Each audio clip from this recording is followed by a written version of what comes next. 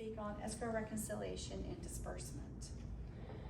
And talks about my past, how I got into the leading role that I'm currently in, and talks about how I started at a law firm in 1990, went through paralegal school, and really enjoyed the law side. I probably should have gone to law school, but life gets you in different directions at times. But then I really started enjoying the real estate side. I was first working with a corporate attorney, loved the documents, loved trying to see how things were bought, purchased, stock purchase, mergers and acquisitions that went on. And then I started realizing that I really wanted to help a firm, than not just an attorney, but a whole firm overall.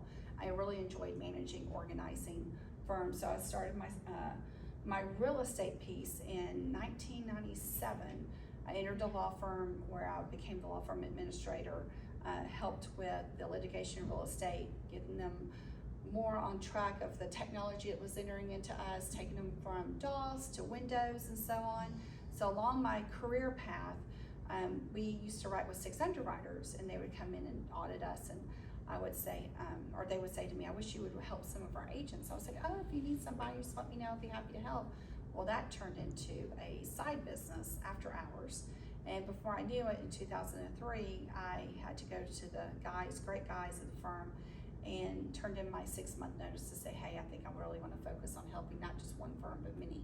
So in 2000, for 3 years straight, I worked on the side, growing my business, got it to a point that I felt like I could leave, and so I began in my basement. So working in my basement, nonstop hours, 2, 4 o'clock in the morning, it was crazy. It was in the year when real estate was still going strong and rapidly. And then moved out of my house, actually moved into an office building in 2005. And so we've been here ever since. And so what I want to do is talk about how things began. So remember, and this I had seen while I was running a law firm, I saw typewriters, and there are still typewriters in law firms and title companies. And then I saw ledger cards, and the ledger cards actually is where everybody would log everything in, because printers were not printing out like they do with laser jets. We still had the matrix where everything had to line up with the dots. And so they would have to print checks or do carbon copies. But this is where I would say in the early 90s, this was rapidly being used. And probably mid 90s is when everything started going into our real estate software. And so along the way, we go from computers, and then our future is going to be really us becoming Wally World, where we're just going to be touching things and really not seeing each other face to face. That to me is a little scary, because COVID was kind of creating Wally World, where people could hide behind the iPad or the computer. But I still think that us people, our nature is to be in front and to be with each other, to help each other grow. But real estate has definitely come a long way. So I want to share a story with you, why it's important to make sure the escrow accounts are reconciled. So one of the stories, and it's kind of something I have somewhat witnessed within the story, I just kind of shared a couple of stories and built it into this one. But Cheryl, the office manager, is your most dedicated employee, imagine this, and has been working for you for 10 years. She's always been there and rarely takes time off. She takes care of running your office, including your payroll, paying your bills, payroll taxes, and reconciling all of your accounts. You've decided to take a month-long vacation with your family, which you're long overdue. And while you're on vacation, you find that your accounts have been frozen by the IRS. And that Cheryl, your best employee, has not been making the payroll taxes. Instead, she's been taking money out of the escrow account because she feels that she deserves it, and that's why she decided to start taking the money, because she felt like she was owed. Without her, you wouldn't be where you're at. So Cheryl panicked. With the escrow account falling short of $200,000, she knew she must somehow start making it up. You see, Cheryl chose to use the money that otherwise would be going towards either your payroll taxes, your bills, attorney's fees, or even all to cover the escrow account shortage she created. She not only has she been taking money from the escrow account, she created a huge mess with your financials. In turn, your credit score goes down, the IRS gets involved in grabbing a hold of all your assets, only for your underwriter to catch wind of the situation, which results in a cancellation of your agency. And to make matters worse, it's just not Cheryl, Susan, Pam, Bob, David. There can be a number of names. they're all can possibly take your money, and this situation does happen quite often. So this is some of the things, some of the tools that you can do to protect your escrow accounts. And one of the things with attorneys is they have to have an underwriter in order to be in business. They don't have an underwriter, they don't have an agency, then they have no business because they have to be able to offer title insurance. So the underwriters will go in and do an audit to make sure their books are in order, as well as to look at the title policy. So they audit both sides of the files with the escrow as well as title. And if they find an attorney is not on top of stuff, then they see that they're a high risk, and then they'll drop them because they got to protect themselves from defalcations. So here's some important things on safeguarding your escrow accounts. Is first, what is an escrow account? An escrow account is a trust account which you open as a separate bank account to hold any money that you've received in trust on behalf of a client or a third party. You can be a real estate attorney, you can be a litigation, you can be a workers' comp, you can be a personal injury attorney. Everybody will have an escrow account of some sorts. And it's you must identify the money coming in to a particular file or case number or client. And what comes in must go out. So if they receive $10,000, their job is to disperse $10,000, depending on what disbursements and what type of law that they're handling the money on behalf of their clients. So typical funds placed in a trust account includes the earnest money, down payments on a closing, if we want to specify for real estate, settlement proceeds that have not yet been dispersed to the client or lenders that has already been received.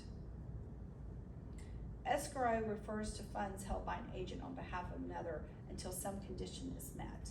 An escrow account has a fiduciary duty to care for the funds while they are in his or her possession. So if it's Joe Smith opens up an escrow account, it's not his money. He is being trusted by his clients or by the state of Georgia to be able to function and operate this at this best ability on behalf of people that is sending money in. So also the state bar will issue their photo ID to his bank account. So if there's any notices that go out, then they are the ones to receive the information and not his photo ID, because they got to make sure these attorneys stay straight, especially in the state of Georgia.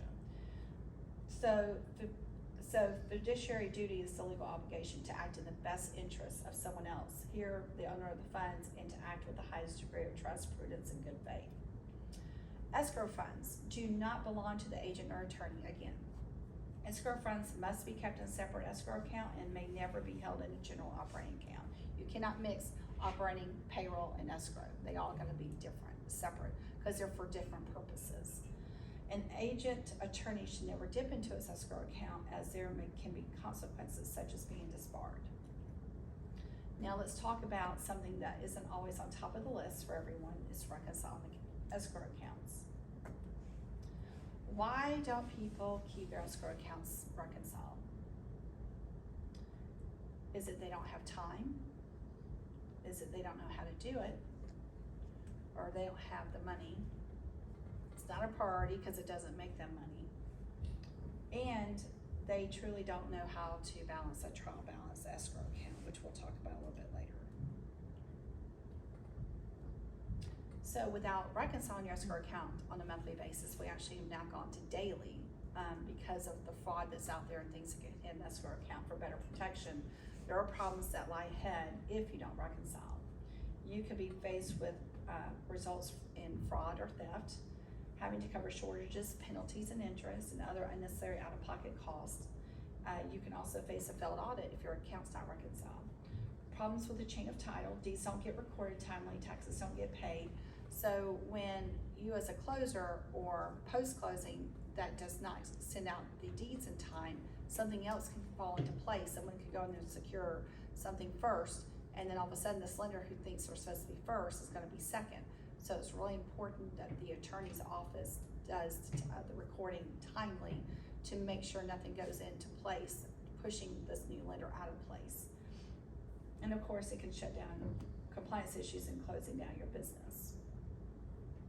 So one of the ways that an escrow account gives some identification that there's something wrong is if the clerk checks are not actually clearing timely, then it alerts them that, hey, maybe the deeds didn't get filed, or maybe the deed didn't get cleared of the previous seller because the payoff didn't get made. So there's certain things on outstanding checks that can alert an attorney's office that they must go do more due diligence and be on top of stuff that can affect more than just the escrow account, but it can also affect the closing that took place. Internal threats to your escrow account is funds not clearing in a timely manner. Check payee may be changed, negative balances, deposits to incorrect account. There's so many times I see an attorney's office will accidentally grab the wrong deposit book, which with technology it's changed a little bit better, gotten better now that they have remote deposits, but may click on the wrong account, payroll or operating instead of escrow. And when we're reconciling, we're going, wait a minute, where's that $100,000 deposit? Oh my gosh, accidentally got picked on the wrong account, so then they gotta transfer the money over. Defalcations and embezzlement. The defalcation is when an underwriter comes in and sees that attorney's in trouble and their escrow accounts have gone negative. That's a defalcation. And an underwriter usually has to step in and cover those losses. Now, they do go back to the attorney to say, hey, you owe us, but they've gotta first protect the consumer. That's why it's really important for people to buy title insurance. It's a one-time cost. It doesn't cost them a lot, but it protects them in many different ways. Internal threats to your escrow account is fraud concealment methods exposed, creating fraudulent transactions in the accounting system. There's things that we have covered where someone created a dummy file, they started slipping money over there, and we realized, hey, this wasn't a real closing. What they were trying to do is create enough balance where they could take and transfer the money out to the employees or the attorney's behalf. Alterations of transactions in the accounting system, alteration of electronic documents or files, creation of fraudulent electronic documents and files, and creation of fraudulent journal entries. So here's one of the things is how these actually see your escrow accounts. They can see it as to pay their credit card debt instead of the seller's credit card debt. Might pay their own mortgage because maybe they're falling behind. Play money for a Las Vegas trip for their gambling habit. Taking an extra vacation they feel like they're well deserved and the attorney didn't give them a bonus or give them a raise, so they're gonna find it their own way. They're feel like that they earned it, so they deserve it, so they should take it. What can happen is when there is a defalcation, you can actually end up here with your account not being reconciled. I have actually had to walk into one of these buildings on behalf of a client because his accounts were not reconciled. He came to me 5 years later telling me that he had just been indicted on fraud charges. Can I help him? I told him, I said, if you're innocent, you want me. If you're not innocent, you don't want me because I'm gonna find it. Because numbers are black and white. There's no gray. There's no maybe if I'm supposed to be in that account or maybe I'm not supposed to be in that account. It's either in the account or it's not in the account. So many times that we might need money in our account, you know, red lets you know you don't have the money, you're in trouble. But numbers don't lie. Numbers are there or they're not there. And because, and it's unfortunate, this particular client I felt bad for, felt like he did not have right representation on his behalf. He was using a college law roommate. I felt like because back in 2005, he had 3 different offices. The government had all of his files, and I said, you know what, we need to go through there because back before there was remote deposits, people had to fill out deposit slips and take it to the bank. There would be so many times I'd be reconciling, going to an attorney's office, pulling a file, I see a check sitting right there because they just got so busy, they just forgot. And we were monthly reconciling back then. So now daily reconciling, we can alert the clients to say, hey, this deposit didn't clear over the last 3 days. Really should be 1 day, but we give it 3 days. So after being in this building and being cross-examined by the government, can tell you they were not out there playing. They did not appreciate an attorney potentially putting the consumer at risk. I think this attorney got in over his head. I think he had people that he thought he could trust. And I wouldn't say necessarily someone was stealing. I just think people did not do their job appropriately. And there were things that I was hoping that we could get out there that unfortunately the lack of representation caused him to have to go to jail for a period of time. So penalties for mismanaging escrow funds. There are serious consequences for the person who misappropriated the funds and anyone knowingly received the funds. Remember, escrow accounts, not your money. Best practices for maintaining a trust account. Trust and escrow, you're gonna see both being used. They're one of the same, it's the same meaning. Escrow accounts must be FDIC insured. Keep records of all escrow disbursements. Funds must be in a separate trust account. I can't confirm that enough with everybody. Trust accounts must be set up in an interest-bearing account. And depending on the different states have different requirements. But I'm not gonna bore you with all that because you'll be falling asleep on me. The underwriter in some states requires monthly reconciliation submission. So there are times that they want them every month. Florida's one of those states that we have to send our Florida clients the reconciliations to the underwriters every month. There consists of a three-way reconciled balance, which ties back to the bank balance, the book balance, and the trial balance. The bank statement is the piece of the three-way, along with the trial balance report. There might be times that you may be given something at your job coming into play that they might say, here, I need you to clean up these files once you become stronger with your knowledge, and you'll see a trial balance. A trial balance consists of negative and positive files that have not gone to zero, that you might have to investigate. Why are we holding money? Why are we negative money? And you might have to help the attorney to clean it up before an audit. So I call it the investigation report, where you get to sit there and dig. So if you think you're a detective, then this is definitely a piece that you would enjoy. Because you start going, okay, why am I over 500? You almost rebalance someone else's work, or you might rebalance your work. Oh my gosh, forgot to pay an escrow disbursement of the landscaper or something silly. Then you can complete that file to get to a zero balance, because that's your ultimate goal. You would also include your outstanding deposits and check reports. Those are showing what has not cleared the bank, of what the software has sent out or someone has sent out from the office. And then there is other reports that go along with the full recs. So when they get audited, everything is in check balance. So here's one of the things when people do not want to pay attention to their escrow accounts. When we send, my positively balanced staff sends them out reports, it's so important that outstanding checks can just as much come back to bite someone than the trial balance and outstanding deposits. Those three reports are so important. I've seen where a law firm has received the reports, forget to look at the outstanding checks. It's important to check your homeowner's insurance, your hazard insurance, the clerk of court, the tax commissioner. All those can be hidden surprises that can come out and bite, and that bite can be hard sometimes. So if the homeowner's insurance doesn't clear, usually you've got a lender that's gonna call and go, hey, I'm getting, or the buyer's gonna call and say, hey, I'm getting a call from my lender to say I don't have insurance, homeowners, meaning if you were to have a flood or you were to, get your house hit with a snowstorm or something. And usually the lender will be wanting verification of that. Well, what if there's not a lender? What if it's a cash closing? Well, guess what? Nobody's gonna be calling to follow up on that. So it's important that the attorney's office does their due diligence. So that's what you kind of call the post-closing part. I've seen that happen where an attorney had to basically buy a loan because something happened to the house. There was no homeowner's insurance. The check didn't get to the next destination, which was to the insurance agent. The policy got canceled and there was no notification sent. And so then the law firm had to buy it and rebuild a house for somebody. So there are things that are really important that I'll say in the check report. Here's a must-do to prevent losses. One is good funds should always be received prior to closing. Two is ACH debits should always be blocked on an escrow account. That doesn't mean an e-recording account, but an escrow account.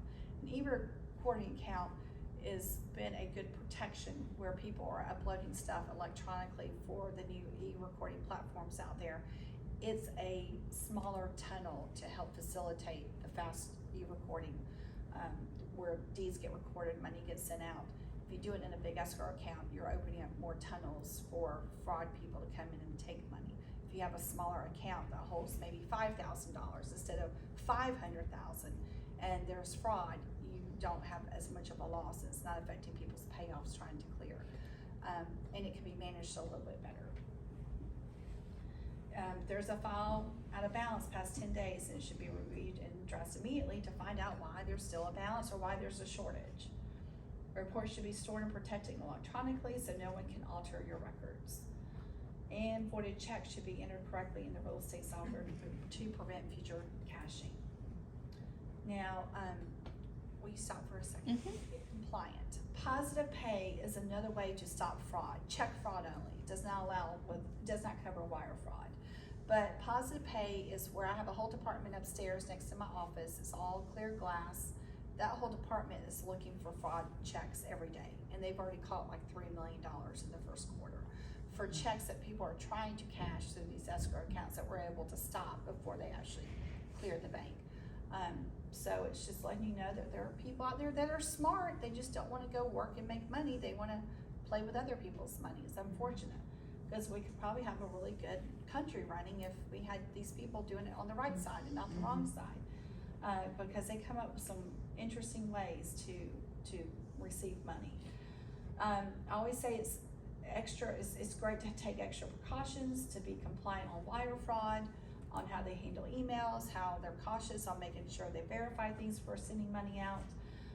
Incoming funds must be collected, and a lot of firms have different policies and procedures that they feel that they're protected and that their insurance will cover them.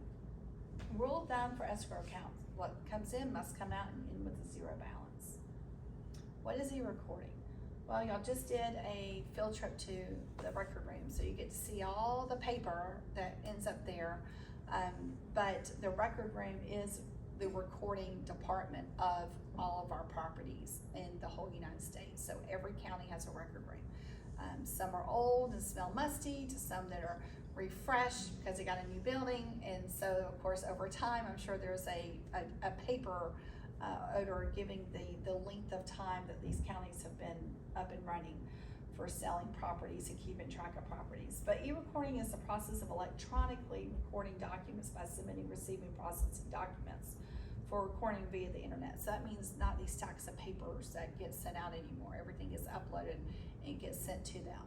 The question is, do they now print those, or now you have a computer that you go to and? It's an electronic database. Becky actually showed, she did one in front of us. Okay. She shows the paper one where you produce, now they don't stamp it on there, they produce labels. You know, she showed us how she record and label a paper one, and then she had one on her screen that the stamp was electronic. And they're stored in an electronic database. And not all states, or not all counties in Georgia are doing e-recording, but I think most are now. And hopefully in the next couple of years, they all will be 100%. But it's a way to get it there, get it filed faster, and to ensure it's getting filed and not getting lost out there in the mail.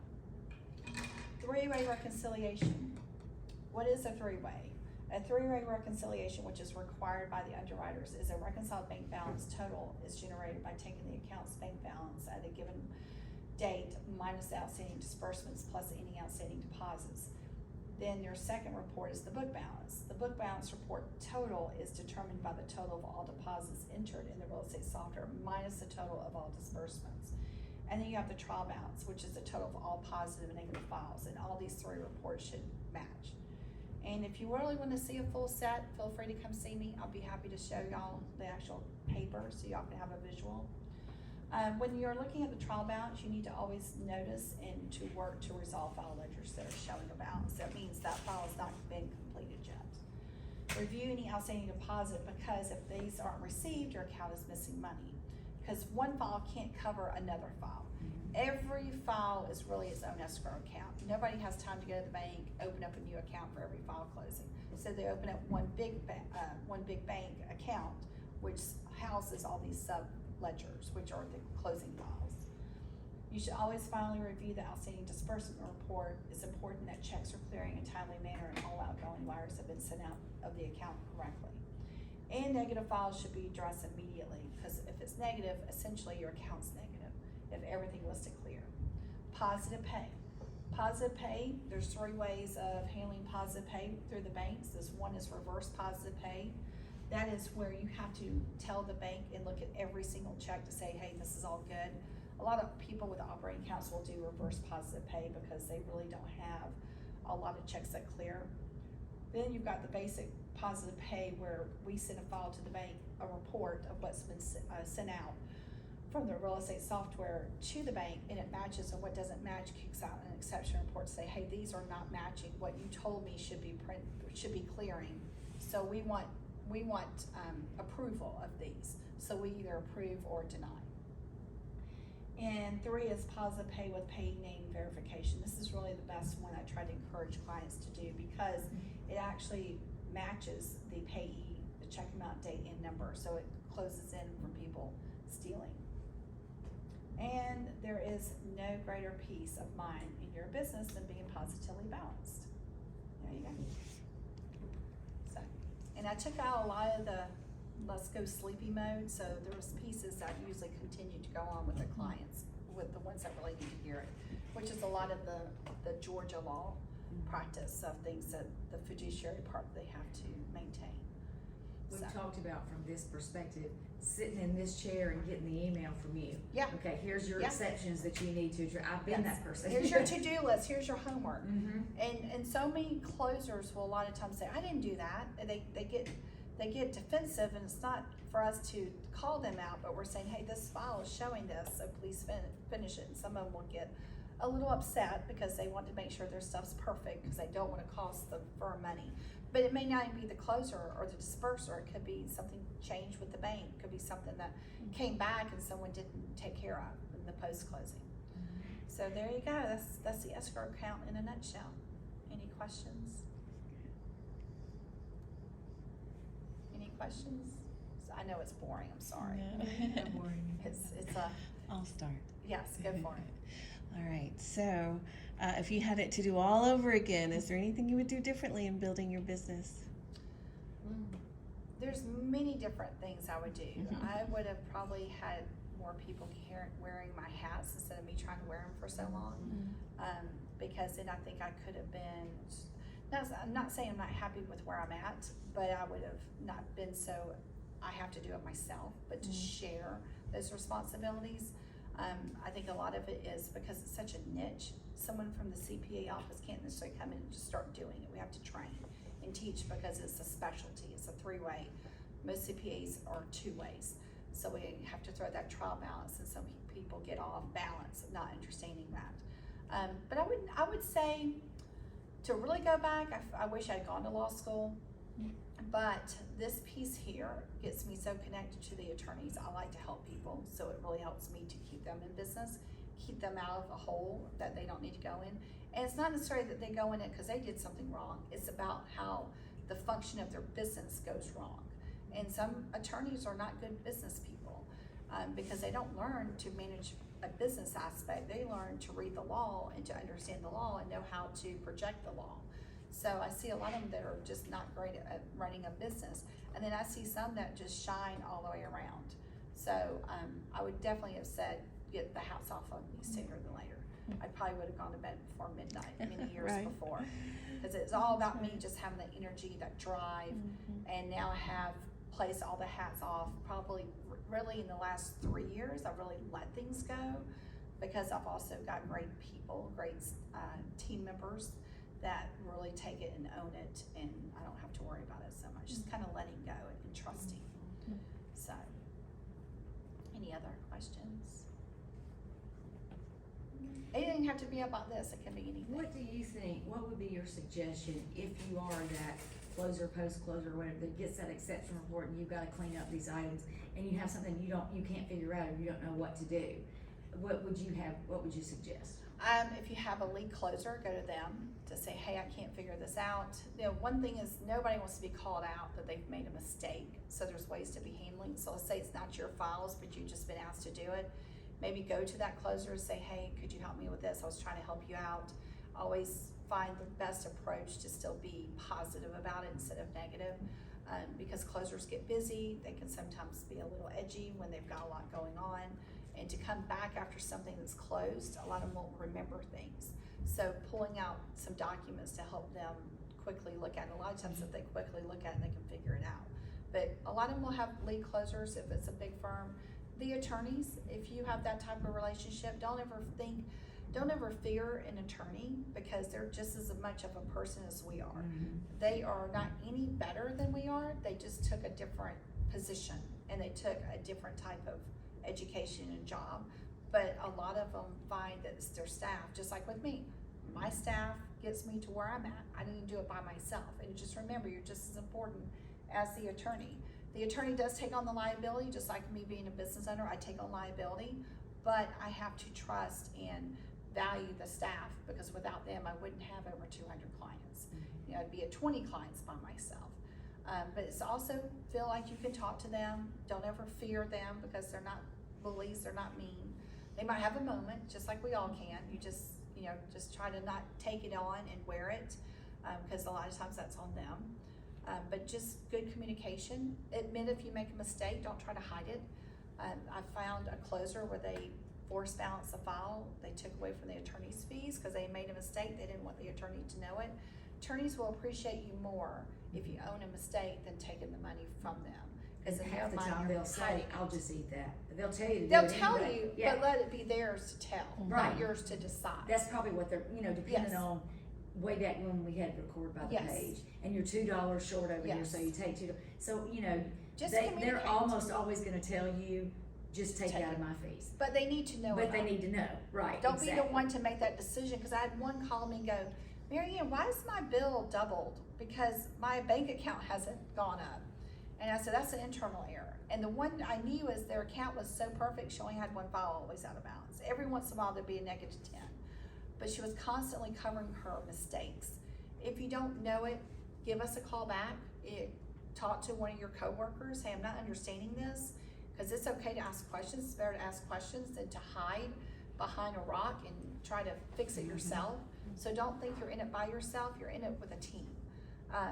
You know, there's many ways to get around and get help from it. There's software companies, depending on what software, that will be there to support you. You'll have the attorneys, the associates, which are the attorney's assistants, basically, of an attorney level. There's not an actual partner, which means they don't take on the liability, but they're there to help. So don't think it's all on you, it's on everybody.